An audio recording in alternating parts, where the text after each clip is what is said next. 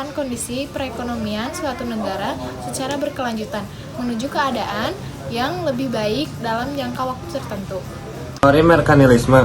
Menurut aliran merkantilisme, pertumbuhan ekonomi suatu negara ditentukan oleh peningkatan perdagangan internasional, penambahan pemasaran asaran hasil industri, surplus dalam neraca perdagangan suatu negara.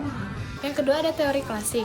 Ada 3 tokoh. Yang pertama ada Adam Smith, yang kedua ada David Ricardo, yang ketiga ada Thomas Robert Malthus. Pengertian dari Madam Smith, perekonomian akan tumbuh dan berkembang jika ada pertambahan penduduk yang memperluas pasar dan mendorong spasi. Yang ketiga ada teori neoklasik. Teori neoklasik itu terdiri dari 3 tokoh. Yang pertama, Harold Domar. Menurut Harold Domar, perlu adanya pembentukan modal atau investasi untuk mencapai pertumbuhan ekonomi yang teguh. Yang kedua, menurut Schumpeter. Menurut Schumpeter, pertumbuhan ekonomi sangat ditentukan oleh kemampuan kewirausahaan. Yang ketiga, ada menurut Robert Solow. Menurut Solow, dalam jangka panjang, tingkat tabungan dapat menentukan modal atau proses produksi. Artinya, semakin tinggi tingkat tabungan, semakin tinggi juga modal. Keempat, ada teori historis. Freilich, pertumbuhan ekonomi dikelompokkan menurut kebiasaan masyarakat dalam menjaga keberlangsungan hidupnya melalui tata cara produksi.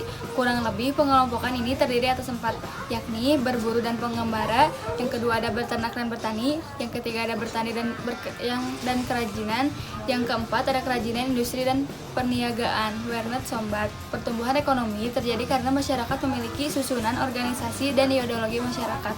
Menurut Werner ada 3 zaman, yaitu yang pertama ada perekonomian tertutup, yang kedua ada zaman kerajinan dan pertukaran, yang ketiga ada zaman kapitalis.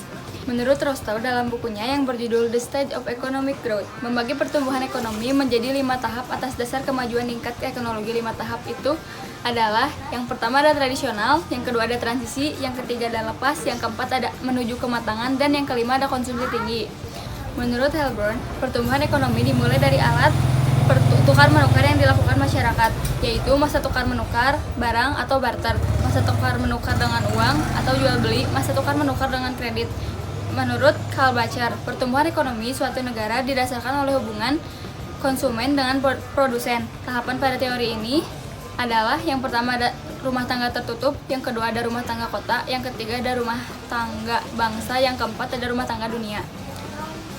Faktor yang menentukan pertumbuhan ekonomi: tanah dan kekayaan alam, jumlah dan mutu penduduk dan tenaga kerja, barang-barang modal dan teknologi, tingkat pendidikan yang rendah sehingga pengetahuan yang diperoleh sedikit, pertanian tradisional.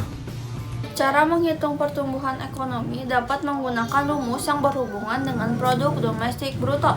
Rumus pertumbuhan ekonomi tersebut adalah PDBT dikurangi PDBT-1 per PDBT-1 dikali 100%. Kenapa sih pakai PDB rumusnya? Karena PDB itu adalah jumlah barang dan jasa yang dihasilkan suatu negara. Nah, PDB itu mempengaruhi pendapatan nasional. Jadi secara langsung bisa digunakan untuk mengukur pertumbuhan ekonomi, tapi sebenarnya bisa dihitung menggunakan rumus PNB juga. Cuma pada umumnya memang menggunakan PDB. Pembangunan ekonomi adalah proses yang dilakukan untuk meningkatkan pendapatan per kapita dan taraf hidup masyarakat suatu negara secara berkelanjutan. Perbedaan pembangunan ekonomi dan pertumbuhan ekonomi. Kalau pembangunan ekonomi itu kenaikan kualitas hasil produksi barang dan jasa, sedangkan pertumbuhan ekonomi kenaikan jumlah hasil produksi barang dan jasa. Pembangunan ekonomi kenaikan jumlah GNP dari tahun ke tahun lebih besar daripada persentase kenaikan jumlah penduduk. Sedangkan pertumbuhan ekonomi kenaikan jumlah GNP dari tahun ke tahun dan tidak memperhatikan apakah persentase kenaikannya lebih besar atau lebih kecil daripada persentase kenaikan jumlah penduduk. Pembangunan ekonomi, kenaikan GNP disertai perubahan struktur ekonomi dan perkembangan iptek.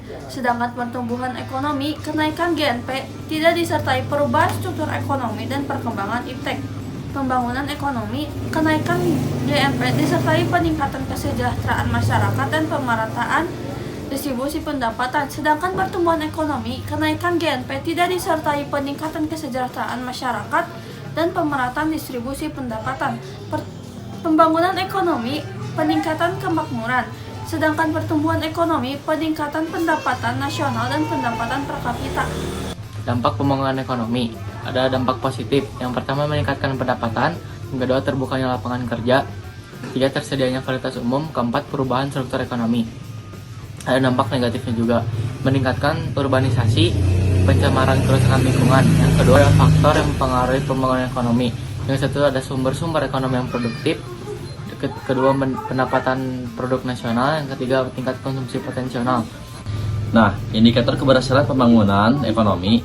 Yang pertama, ada terjadinya peningkatan pendapatan nasional. Yang kedua, terjadinya peningkatan produk nasional atau PNB. Yang ketiga, ada terbukanya kesempatan kerja. Yang keempat, ada perekonomian sendiri. Yang kelima, ada surplus neraca pembayaran luar negeri. Tahapan pembangunan ekonomi, yang pertama ada tahapan pertanian. Pada tahap ini, sebagian besar penduduk bekerja dalam bidang pertanian atau agraris. Yang kedua ada tahap manufaktur. Pada tahap ini, sebagian besar penduduk bekerja di bidang industri. Yang ketiga ada tahap bidang jasa. Pada tahap ini terjadi perpindahan tenaga kerja ke sektor jasa. Nah, lalu ada masalah pembangunan ekonomi. Yang pertama ada kemiskinan, yang kedua ada pengangguran, ada ketimpangan distribusi pendapatan, yang keempat ada tingginya angka pertumbuhan penduduk. Masalah pembangunan ekonomi di negara berkembang. Yang ke-1, tingkat pendidikan yang rendah sehingga pengetahuan yang diperoleh sedikit, pertanian tradisional, taraf hidup yang rendah, dan produktivitas yang rendah. Dan ada kebijakan dan strategi pertumbuhan ekonomi. Satu, meningkatkan kualitas pendidikan. Yang kedua, membuat dan melaksanakan perencanaan pembangunan. Yang ketiga, meningkatkan tabungan dan investasi. Yang keempat, mengembangkan kegiatan ekonomi. Yang kelima, menyediakan infrastruktur yang menunjang.